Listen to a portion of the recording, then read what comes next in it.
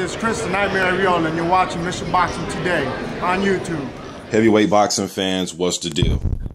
All right, so I got a special guest on today, the 7-0 heavyweight prospect, Cassius Chaney. What's up, Cassius? Hey, how you doing, man? Thank you for the interview. Great, man. Good to have you on.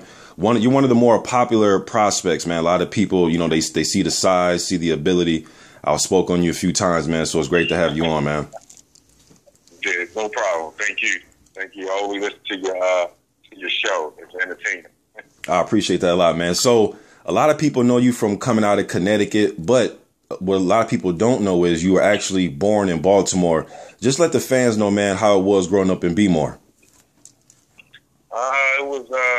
It was, you know, I'm an 80s, 90s baby, so, you know, it was tough. It was a lot of, you know, back then it was, you know, a lot of fights, and for me, you know, getting into, you know, fights outside, part of it was because of my name and, you know, me not really understanding that and my size at my age.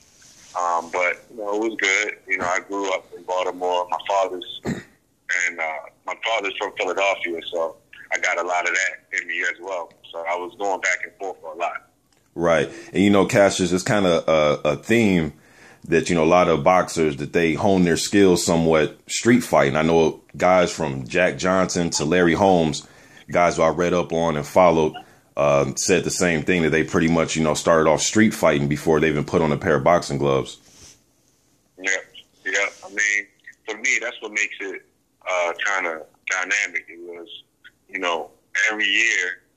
Now I'm just doing it legally. I'm doing it the right way. But, I mean, I played college basketball, man, and it would be times where, you know, you got to touch up a few guys on the team, you know, because it's just in me.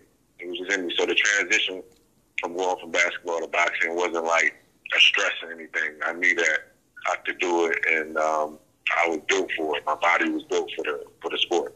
Okay. And then Cassius, the first name Cassius, named after Cassius Clay? Yeah, I'm named after Cassius Clay, and my father named me after Cassius Clay. And for a long time, I really didn't like my name. So, you know, as I got older, I started to like it because I never really met anybody with it. Okay. So, I like it now. So it's all good. Okay, so then the family, you guys head up north. You get to Connecticut.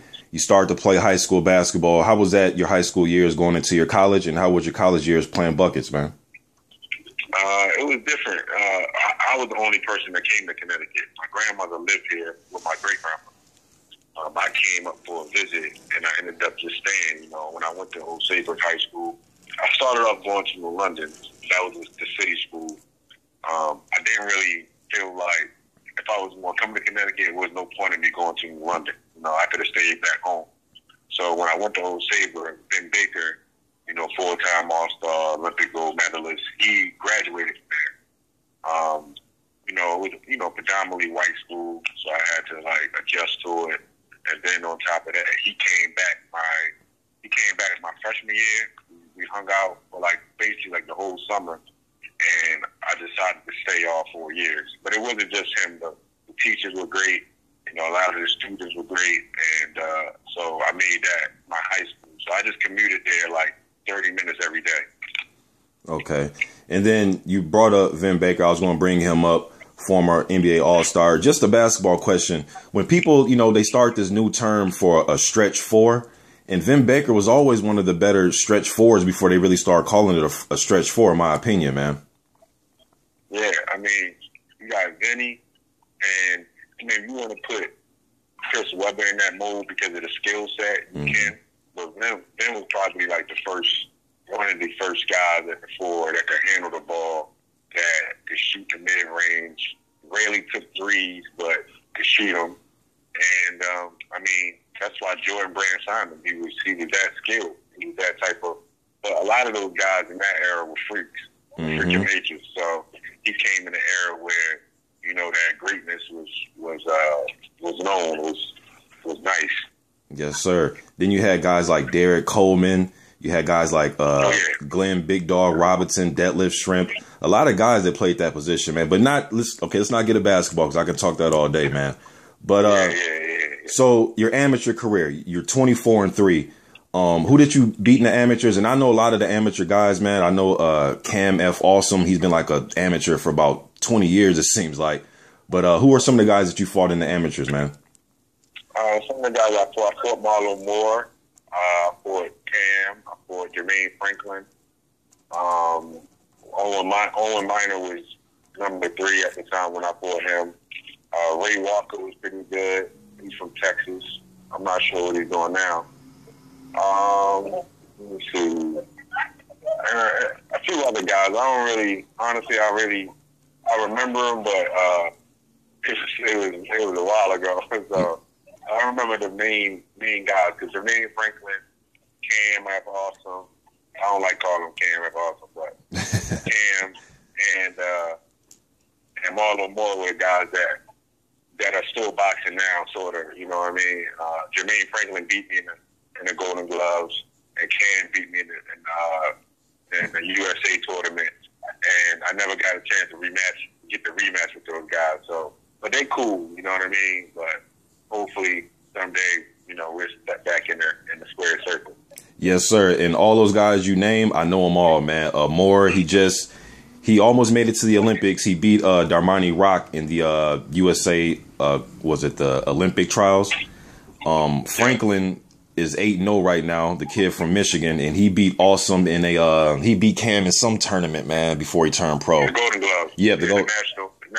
I lost to him in the National Golden Gloves. That was probably like my first ever. That was like my first ever tournament, and he had did well the year before, and I learned my lesson from that. And then from there, I won the Pals in California when I fought Marlon Moore because I was, I got the experience.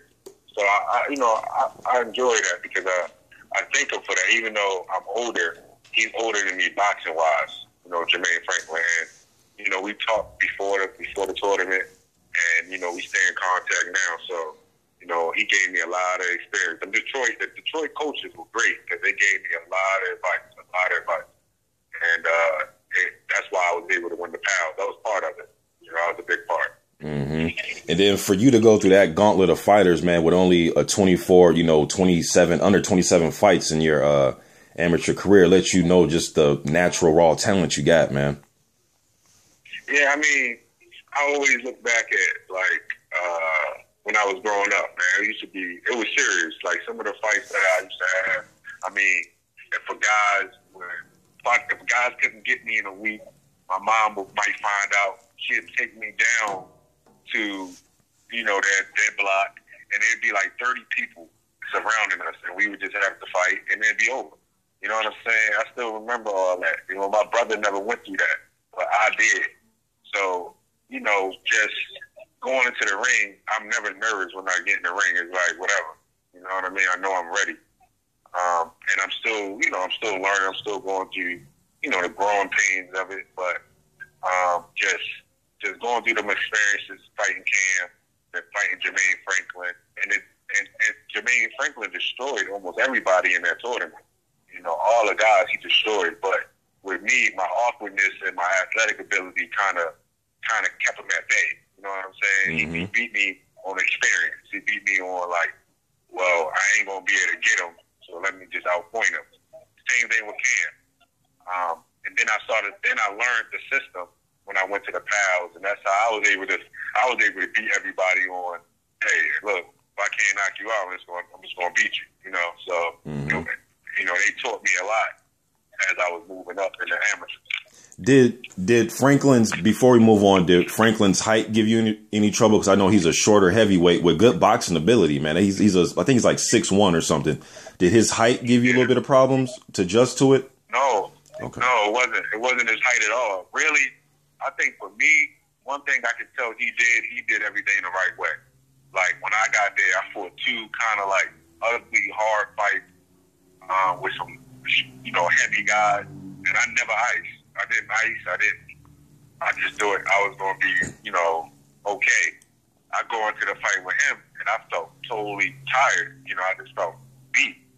And he was moving. He was kind of moving like he was fresh, but that was just the experience. He was, the Detroit coaches, you could tell they've been around a long time. I guarantee he did things the right way. He took care of himself, and that's what you got to do in those four fight tournaments, man. You fighting every day, and you know, when I got to him, it hit me like, dang, man, he did something during the fight where he kind of used his shoulder, and I was like, dang, you know, like it wasn't even hard, but I felt like, dang, it kind of knocked the air out of me, like made me a little fatigued, and so that stuff right there I learned from him. You know, but it wasn't really the height. Most guys I spar with or box are smaller than me, so it wasn't really that. You know, it was okay. Okay. So then amateur career's over with. It's in the books. You signed the main events. How was that for you? That was good because I understood the history of the promotional company I was signing with. You know, they're good with, like, the heavyweights. I do feel like they also like the fact that I am educated, I am athletic, and again, I'm still going through growing pains, but I think now I'm starting to get out of them, starting to come into my own a lot. So just sitting down with them was great, and you know, it was cool. I like this, the atmosphere of Leonard Stewart being there, Riddick Bowe was there, Holyfield was there. So you know, hopefully, you know, things continue to be on the up and up with me and them. Okay. And then now your name has been thrown around as far as being into camps. On my video, on the videos I do of you, I always mention that you were part of that Tyson Fury camp. They got him ready for that first Klitschko fight. You were in the camp, Nick Asbury, Huey Fury. How was that camp, and what did you learn from that camp, man? That camp was great. That was one of the best camps. But I just learned that I can do it. You know, it was 2 months. I was there for a month. I thought I was leaving, and Peter Fury was like, well, we need you to stay another month. So I stayed, and I took it serious. You know, I wasn't out playing around, going out partying or none of that. I took it very, very serious. Tyson is a good dude. He's cool. Huey's cool. But I held my own. You know, it was like fight. So I felt like Tyson could win the fight. I felt like if Klitschko didn't figure him out in 4 rounds, Tyson will win. Because you can't like box him. You kind of gotta just brawl him. I don't want to give the remedy, but you kind of just gotta brawl. You gotta fight him. Okay, and then you made your UK debut over there. How was that fight in the UK? And I see you fought in Canada, too. For a young fighter, that's pretty good, man, because usually a guy that's coming up prospect, his first 10 or so fights, they're all pretty much, you know, in that fighter's home country. How was it fighting in the UK and over in Canada, or up in Canada? The UK for me was great. I'm happy I did that because, well, I know how it feels for fighters to take fights on short notice now, even though, we both, me and Alabama, to fight on short notice. But now I know how it feels. So I know that if I can get ready for it, I can, or if I can't, I can't. You know what I mean? Mm-hmm. You know, I think I took that fight in like 3 weeks because I didn't want to be considered just over there sparring. I needed something like for me to do. So I asked, if they want me to stay another month, you have to find me a fight and put me on the Huey card. And that's what they did. So, you know, it was a great atmosphere. I like the UK. Hopefully, you know, I get over there and I get one of them big-time UK guys. Mm-hmm. The UK right now is a hotbed, man, for the heavyweight fighters. They got Joshua and Fury, the Fury boys over there, you know what I mean? So, but you were explaining to me that Chris Bryd had worked your corner before in a fight. How did that take place, and how was it having Chris Bryd in your corner, man? What did you learn from him in that little short time? Relax. And I can tell he comes from the old school, sort of like John. They both from like the old school boxing. Both of them were southpaws, I think, too. Mm-hmm. So, you know, they both got that relaxed mindset, like just relax, take your time, relax. And you know, that was in my head. And I got the knockout, I think, that night in Vegas. So, yeah, he worked my corner in Vegas. And I got the knockout in like a few seconds. It was like just a left hook right on the butt. And, you know, he was just real cool. I saw him. I'm like, that's Chris Bryd. He was talking to Jolene. She introduced me. I said, I don't think my second's coming. Can you work my corner? No problem. And he did it, and it was just like a great experience. We stayed in contact. The only issue was that he was training guys all the way in California.